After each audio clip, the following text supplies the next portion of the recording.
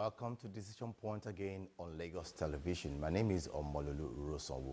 Today on Decision Point, we shall be looking at politics and governance. And of course, we know that politics and governance are actually interwoven. They have roles that they play. And of course, it is human beings that will always run these affairs. And this dates back to the time of civilization, where man actually understands how governance in life is. Since 1960, when Nigeria got our independence, also there has been the issue of governance and leadership issues. And of course, various governments have come to power and they've always postulated, they've always done one thing or the other to ensure that there is stability in the country. But still, we still have the problem of governance. Today on Decision Point, we'll be looking at that issue. But before I bring in the guest that will be analyzing that with me, let's quickly take tidbits. Then I will come back and introduce our guest. Please stay tuned.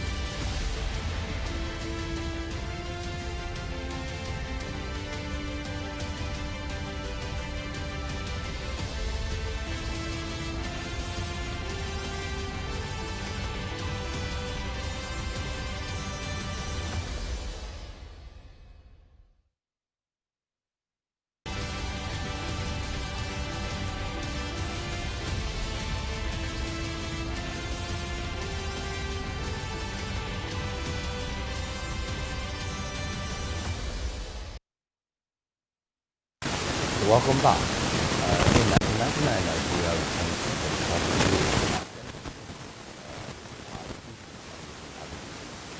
leadership.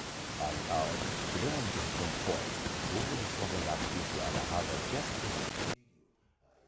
former PDP chieftain and also a political analyst and also a one-time gubernatorial aspirant in Ogun State and also a former spokesperson of Alhaji Atiku Abubakar campaign from 1999 to 2023. I have Otumba Segun Showunmi, who is here in the studio to analyze Nigeria's politics and governance with us. Nice to have you on Decision Point. It's nice to be here. How are you? Fine. Nice to have you again. It's been a while that I've seen your face on Lagos Television, but it's good to bring you back. When you invite us, we come. Oh, thank you for always honoring an invite. that. Yes, let me first start with you quickly. What do you make of governance, politics and governance, before 1983 and even after 1999? What are the things you have observed that are actually different?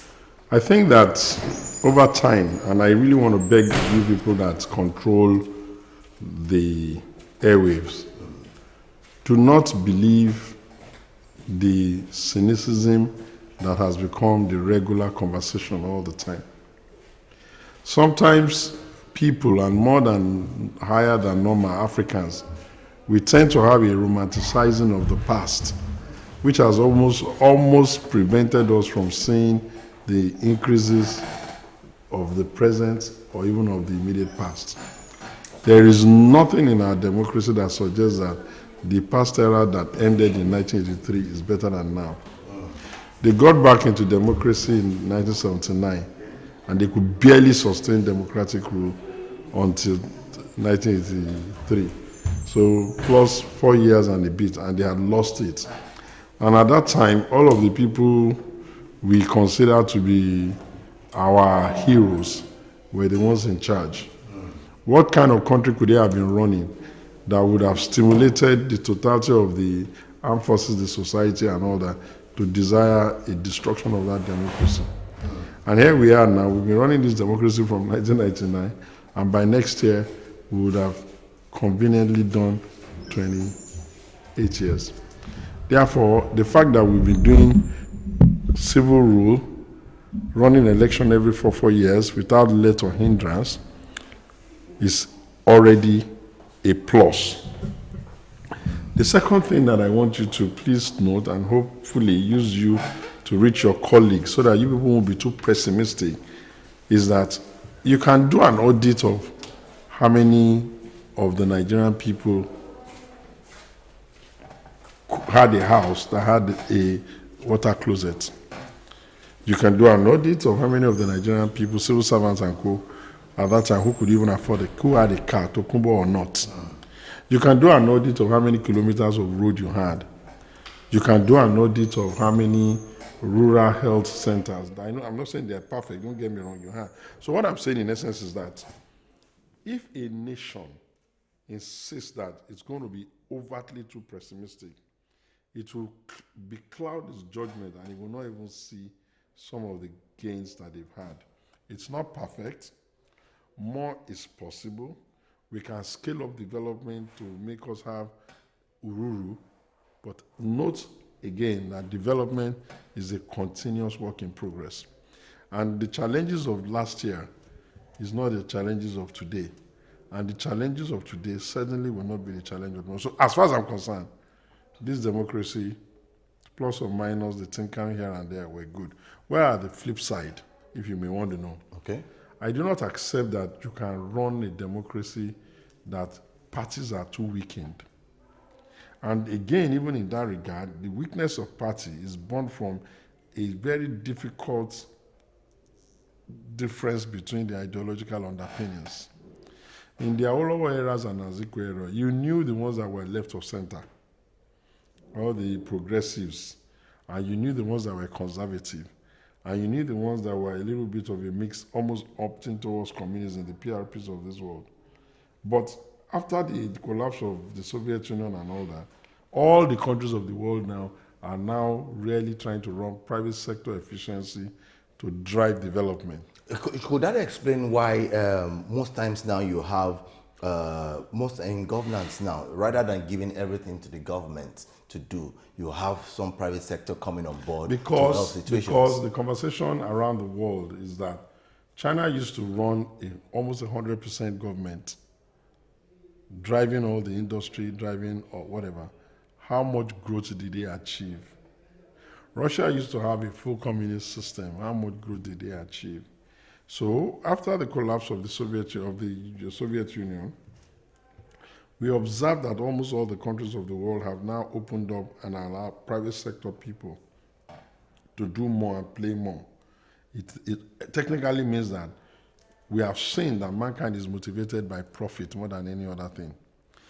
And we have also seen that nations have, as it were, been able to remove the inefficiency that comes from government saying they are going to do things and transferred it to private sector. It's not all 100% good, but that's where the world is at now. And you cannot design the development of your country, neither can you design even your politics, against the geopolitical play of the world.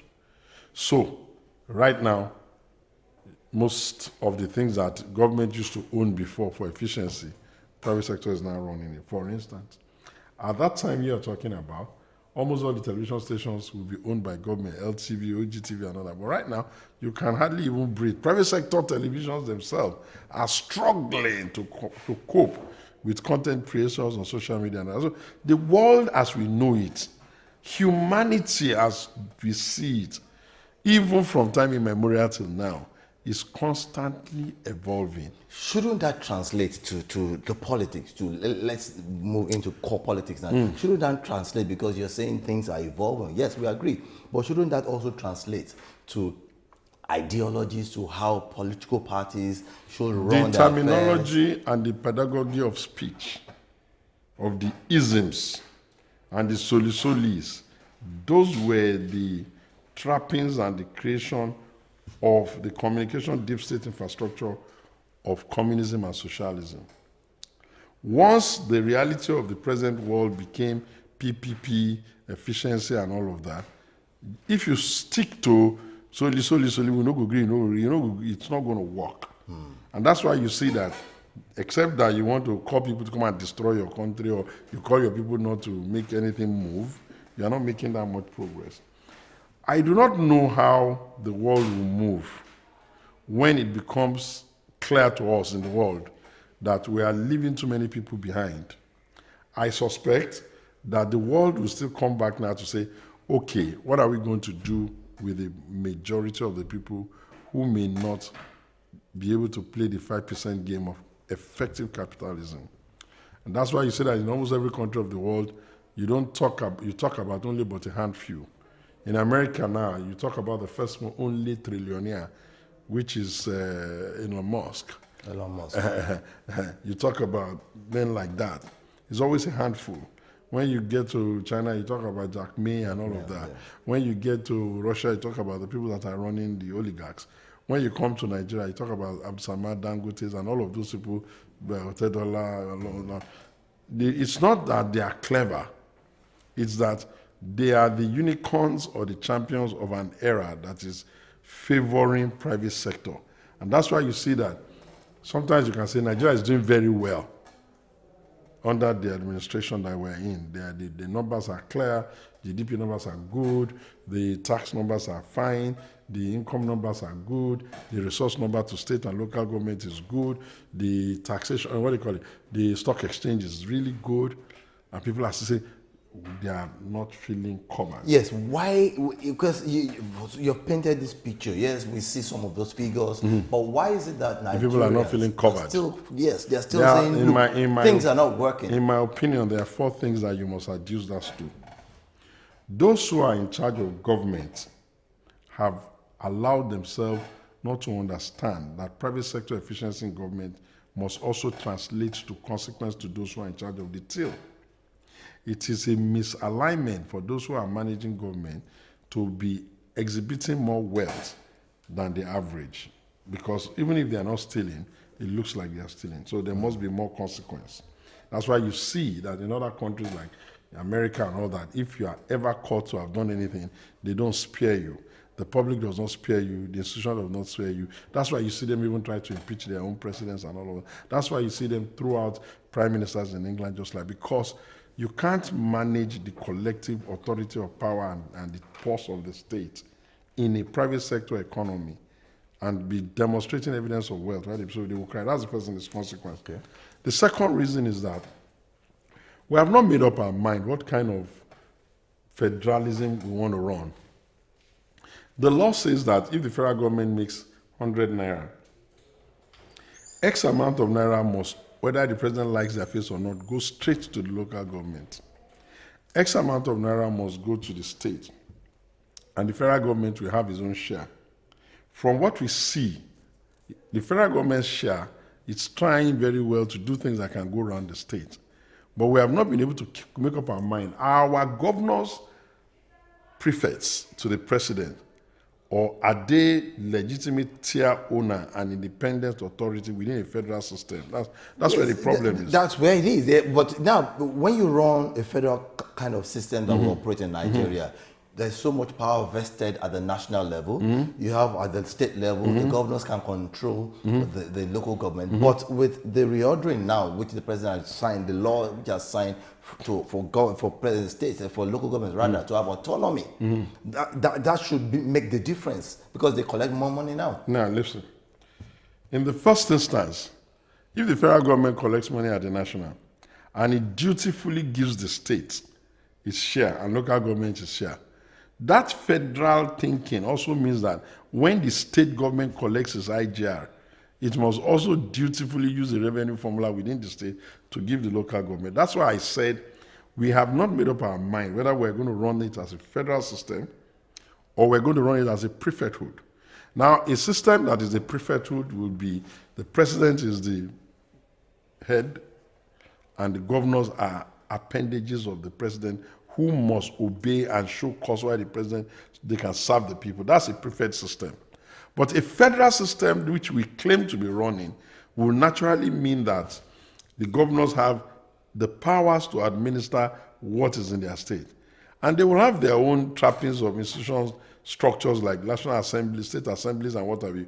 So if the state assembly were to do appropriation, and the people in the state assembly don't have any query with their governor, and the stakeholders in the states or at local government don't have any interest in supervising their local government, what can a president really do? So what you see us doing now, or what the president is attempting to do legally, going to the Supreme Court and all that, is to find a desperate way to get us to crank development a little bit more at the local government. So that if we give them, if they now have more money, we're not giving them anything, it's their entitlement. If they have more money at the local government, if we suspect and we rumor that, oh, governors are the ones that are not letting them work, shall we then find a way to open a CBN account for all 774 local government people, put them their money there, between themselves and their local government auditors and all that, an accountant, they draw their money. If there is a pooling to be done at the state, because if you work, say, in the Lagos State Civil Service, for instance, and you are a teacher, and you want to be posted to Ikeja or some of the urban area, who do you think is going to work in Badagry and in Ekwe and those far areas? Now, if we are not careful, you're going to overload the infrastructure and the wage bill of the urban ones, and there won't be much happening in the rural ones. How do you then equalize it? So there will be some need of local arrangement for them to equalize. But I think generally our problem and why people are complaining is now, which is the third reason. Government is not designed to dash you money. The present economic system that the world is running is not designed to give you money. There is no handshake between the government salary and you that don't work for government. Until this present government, and to his credit, Bola Ahmed Tinubu, President Nigeria, until he came, it was always a struggle for some of the states to even pick their natural wage bill. Now they are picking it well. But no governor is going to wake up the next day in the morning and say, oh, we got some money. Okay, let's go to Jewelry America and go and dash people. Where's that coming? So those people who are within the system that are either doing private sector, which is big, or doing government employee, they are getting salaries. What we need to do is to let our people understand that the world is evolving. You can't be complaining that you are hungry. It is one of the natural innate rule for mankind is he has to be creative and find a way to find where he connects to the economic chain. And there are 1,001 things. It's just that we have allowed this argument. This is why I'm trying to beg you to beg your colleagues. We have allowed the argument of entitlement to so dominate the air. And because there's social media, people can see what's happening in America, in London, and all, just by looking, without really understanding how hard life is for them there. We have made our people perpetual complainers. And then the fourth one, which is the reason why you are seeing these challenges, that we have not been too lucky in terms of accepting what is the direct principle of development, and can we build consensus around it. I am here, I'm just using myself, okay, the governor is here in Lagos. He's worrying about blue line, green line, whatever, yellow line, and more. There's some guy sitting down some other part of the country. He's worrying about how to put a mat on the ground and marry people off without any care for how they're going to sustain families and all that. So you see, when you have cultural differentiations around what you people consider to be development and what your neighbor considers to be development, the responsibility that the federal government has is to now figure out how do we do development that all of them can be developing at their pace. And that is where the genius of Bola Ahmed Tinubu is. Because by setting up each of the zonal development commissions, it technically means that the governors of the Southwest, for example, they can sit in that zonal commission and share experience, share capacity, and plan for people that are fairly homogeneous. And the people of the Southeast can do the same. And the people of all the other zones, including North Central, can do the same. When you begin to internalize what it will mean, essentially what you are going to have is that more development is going to be coming from the zones. And the federal government can then begin to fall back to its original design responsibility, external affairs, security, and those things that nobody can do it except the federal government. But Bola Ahmed Tinubu, it is his star, and it is his burden, and it is responsibility, as always, to always be the pioneer that will be abused, misunderstood, and shouted upon while he's trying to crank a new pathway for government development and sustainable economic development. And Lagos State, where you are, is the example. Because if he hadn't gone that bending backward, I know all the issues and all the rumors and all the complaints, I see them.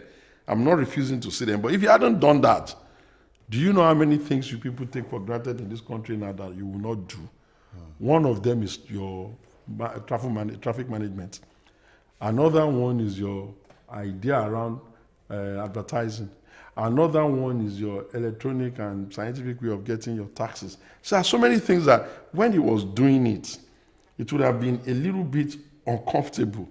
But today, nobody talks about it anymore. And all the other ones, including all the neighboring states and all the states in Nigeria, are doing it. So I feel that if we could just be a little bit patient with ourselves, since he has a bit of a streak of genius to be able to know how to get certain things done, we just, if you like, abuse him a little bit more, stretch him to do more, and let him finish the legitimate 8 years that is available. Let's even see how far we'll go. And then obviously power will be transmitted and we can go on. And let me tell you why it's important. Yes. President Lula of Brazil is one of the people that has caused the Brazilian nation to grow in leaps and bounds. He did a first 5-year term. Then he left because our constitution says if you've done 2 terms, you have to not contest for a 3rd term stretch. Then he came back. Their constitution allows you to come back after somebody else has ruled. He has done the 2nd set. Forget the first 2 terms. It is amazing that he's even now running the second term of the 2nd. So what am I trying to tell you? Anybody who understands anything about sustainable development will know that you need to be working continuously on the plan for it to become plug and play. I won't let you go without asking this question. Are you still a member of the PDP? I wondered when I ever told you I left. When you came and said, Former, I just let you go, but I don't want you to waste my time on important conversation by discussing what is not important. Okay. What is happening now is that some of us have said, shall we disrupt what we see as reasonable, effective, and efficient development direction only on the unction of party? In any case, you cannot run a nation like ours on an agenda that you stay in your house, you have 2 children. I'll be here, I'll be having 20, and we'll be saying we want to do democracy without planning. There has to be some guide rails, which is that, okay, when is your turn? Produce. I'll vote for you. When is my turn? I produce. You vote for me. Otherwise, will it then be, it will be my turn all the time? And when you think about it from that angle, then it makes more sense. You will see why there are lots of contraction, rainbow coalition, this. Politicians will be angry if they don't get their way. But beyond the anger of somebody who is ambitious, overtly and inordinately ambitious, there is also the bigger question. How do you ensure that this country is making progress? And it is in that direction that when you ask me a question, I answer you like an elder statesman in development, not like a politician, not someone who talks rubbish, not somebody that is hating one side, and not someone that is overtly psychophantically praising anybody. When I talk to you about the development direction of the president, this president administration, I cross my hands. I never knew that he was going to do so phenomenally hard and difficult job. For you to know, when this government started, after Buhari had gone and all of the issues, I don't even want to talk about that. And then because of the insurgency, the Americans, and they were really saying, oh, they're going to bomb this, they're going to do this, they're going to do that. Do you know the type of expertise it took to convert a difficult situation that could have even given us whatever into something that is now better managed? They are now collaborating, they are now sharing infrastructure around power and all that.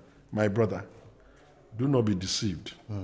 Governance is beyond just the wah that they are doing. Governance yields to somebody who has been thinking for a long time. It yields to someone that has been planning.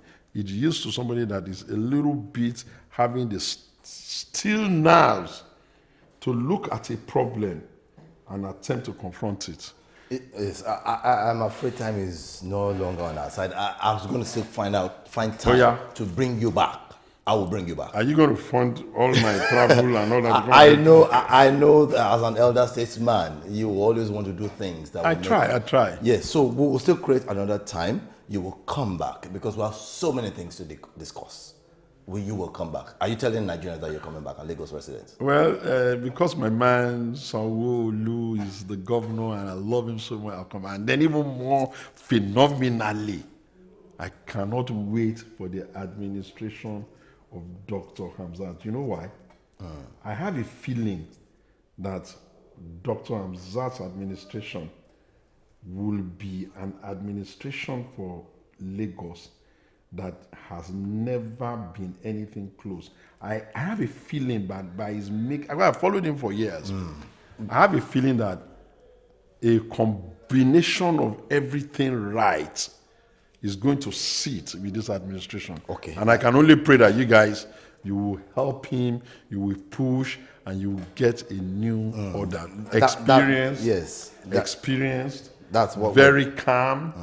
Very knowledgeable on subject matter. Hey, yes. Dude, best of luck. Thank you. That's what we're actually doing here. It's part of our forte to also dish out information to Nigerians and Lagos residents on how things are and how they should be. So I want to thank you so much, Otumba Segun Showunmi, PDP stalwart, and also... I'd rather you said convener, the alternative movement. Okay, you don't want to actually... No, I don't. No, I'm just saying that because I don't want a situation where, because I'm speaking, it seems like I'm demarketing the PDP. I have my own platform called The Alternative, which is how do we get the best of us to lead us, and how do we improve our engagement style. Okay. Yes, politics cannot just yield to just politics. Yes, I want to thank you once again, Otumba Segun Showunmi, the convener of the Alternatives. Thank you. Thank you for coming on Decision Point on Lagos Television. My pleasure. Thank you for having me. Yes, 767-112 to after the lines always call in times of emergency. Stay out of trouble. Ensure that you contribute your own quota to the development of Nigeria and also Lagos State. I am Omololu Rosowo. See you some other time.